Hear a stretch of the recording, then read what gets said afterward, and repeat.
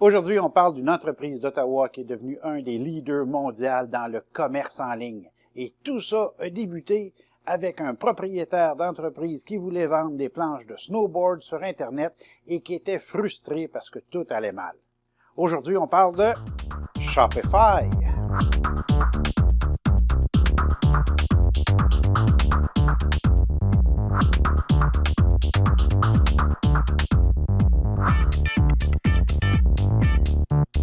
Quand on pense au grand succès des entreprises sur Internet ou des grands leaders, on pense à Facebook, Google, Amazon, etc.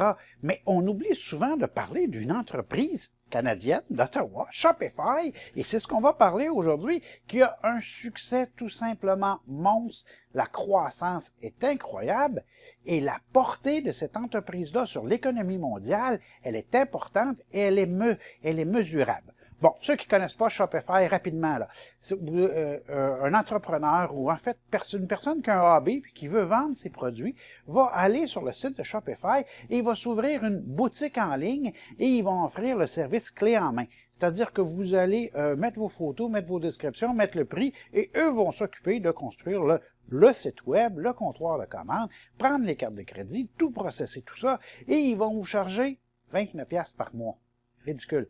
Plus 2% des ventes. Ridicule. Bref, ils ont une offre de service très agressive et ça leur a permis d'aller chercher beaucoup de très grandes entreprises, petites entreprises, et moi, ce que j'aime dire, des petites entreprises aussi. La personne qui allait vendre ses produits au marché aux puces avant s'aperçoit que ça s'ouvre une boutique Shopify, ça va lui coûter moins cher, puis elle va s'adresser à un marché qui va être mondial. Donc, aujourd'hui, Shopify, écoutez le chiffre, là, on est rendu à 1 million de boutiques en ligne créées sur Shopify. Pour vous donner une idée, là, le nombre d'entreprises qu'il y a au Canada, c'est 1 million. Il y a 1 million de boutiques en ligne sur Shopify, c'est immense, c'est énorme, c'est très, très, très gros succès mondial. Un gros bravo de ce côté-là pour l'équipe de Shopify. Un peu d'historique, puis je vous le raconte parce que c'est quand même assez amusant. Ça part tout simplement d'une personne d'Ottawa, Toby, qui adorait les planches à neige et qui s'est dit, moi, je vais vendre des planches à neige sur Internet. Hein? On part d'une idée simple. Je vais me créer une boutique en ligne pour faire ça. On est en 2006, c'est compliqué, ça va mal, les systèmes de sécurité sont pas là, prendre les cartes de crédit, c'est compliqué. Et il a finalement décidé de créer son propre système pour prendre des commandes. Bon, évidemment, on parle de planches à neige, donc on vend des planches à neige l'hiver, et l'été, ben, on fait rien.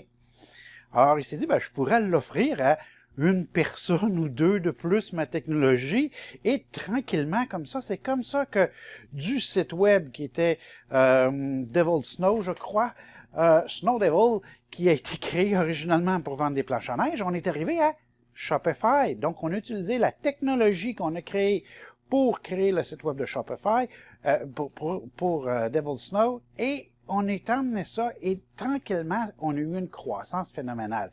Croissance phénoménale, regardez, j'ai des chiffres des ventes, là. 2013, on a 50 millions de ventes qui reviennent à Shopify. Donc, je parle de 29 par mois, puis des 2%, là. Je parle pas des ventes totales. Juste ce qui revient à Shopify, on fait 50 millions par année en 2013. Aujourd'hui, on fait combien? Pour 2018, on a fait 1 milliard. Pour 2019, les chiffres finaux ne sont pas sortis, mais on s'attend à 1,5 milliard. Les prévisions pour 2020, 2 milliards.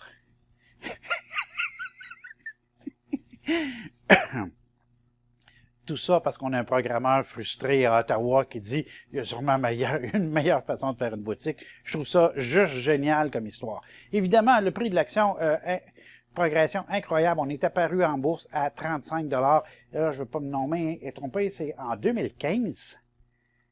Et à date qu'on fait le vidéo, on est à la fin 2019, on est à 480 $. Progression juste incroyable. Des chiffres qui sont extrêmement jolis, belle progression à la hausse. Et je vous en parle parce que c'est le titre qui a monté le plus en 2019 en dollars. Donc, progression incroyable. Là, vous allez me dire, Mario, ben, c'est beaucoup trop cher, le titre a beaucoup trop monté.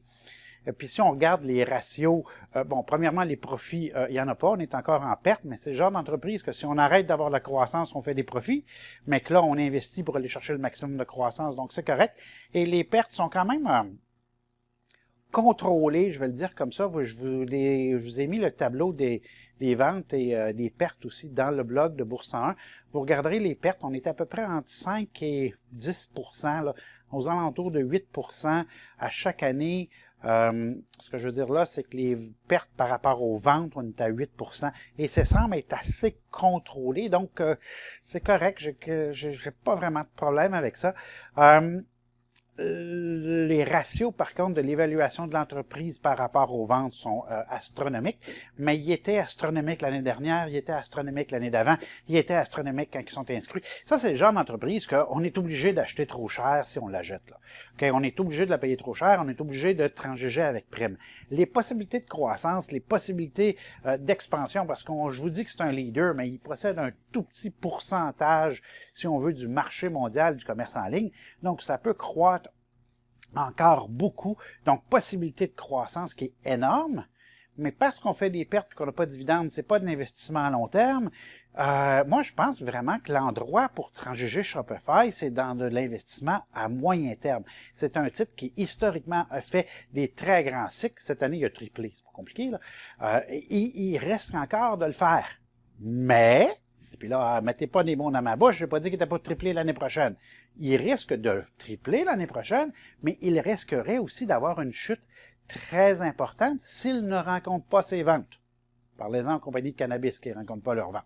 OK? Donc, s'il rencontre ses ventes, le titre pourrait continuer sa progression à la hausse. Donc, on applique exactement la théorie du moyen terme.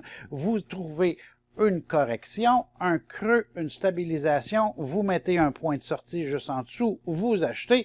S'il repart à la hausse, tout est beau, Madame la Marquise, et tout va bien. Et s'il vient briser à la baisse, on vend, point final, et on prend notre perte. Donc, on va voir si on veut, si on peut avoir une progression très élevée. Bref, mot à mot, ce que j'explique dans la formation à moyen terme, on applique ça sur Shopify. Je pense que c'est un beau succès canadien, c'est une belle progression, c'est un titre qui pourrait nous arriver des bonnes surprises. Et franchement, historiquement, tout va bien de ce côté-là. Donc voilà, c'était ce que je voulais vous faire connaître. Shopify.